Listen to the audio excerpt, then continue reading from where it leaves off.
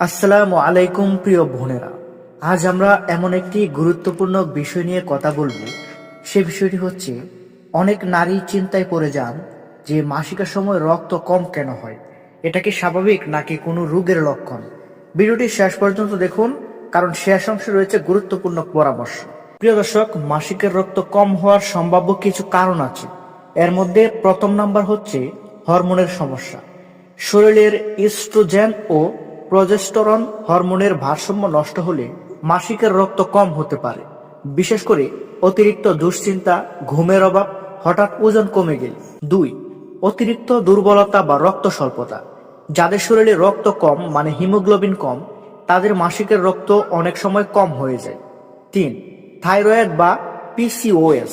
অনেক নারী আছেন যারা জানেনই না তাদের থাইরয়েড বা পিসিওএস সমস্যা রয়েছে। এর ফলে মাসিক অনিয়মিত বা রক্ত কম হয়। 4. জন্ম নিয়ন্ত্রণ পিল বা ইনজেকশন। যারা নিয়মিত জন্ম নিয়ন্ত্রণ পিল, ইনজেকশন বা আইইউডি ব্যবহার করেন, তাদের মাসিকের রক্ত কম হওয়া খুবই সাধারণ বিষয়। 5. বয়সের প্রভাব। খুব অল্প বয়সে অথবা মেনোপজের আগের সময়, এই দুই সময়ই মাসিকের রক্ত স্বাভাবিকের চেয়ে কম হতে পারে। তো এরকমটা হলে কখন সতর্ক হবেন? যদি দেখা যায় টানা কয়েক মাস পিরিয়ডের রক্ত খুব কম, সাথে মাথা ঘোরা, দুর্বলতা, তলপেটে ব্যথা, হঠাৎ পিরিয়ড বন্ধ হয়ে যাওয়া, তাহলে অবশ্যই একজন নারী রোগ বিশেষজ্ঞের পরামর্শ নিন।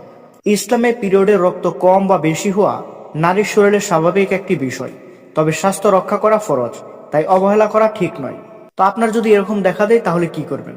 পুষ্টিকর খাবার খাবেন, পর্যাপ্ত পানি পান করবেন, দুশ্চিন্তা কমাবেন, নিয়মিত ডাক্তার দেখাবেন।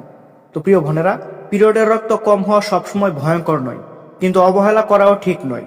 সময় মতো সচেতন হলেই বড় সমস্যা এড়ানো সম্ভব। প্রিয় দর্শক, ভিডিওটি ভালো লাগলে লাইক দিন, কমেন্ট করুন এবং আমাদের চ্যানেলে সাবস্ক্রাইব করতে ভুলবেন না। আসসালামু আলাইকুম। আল্লাহ।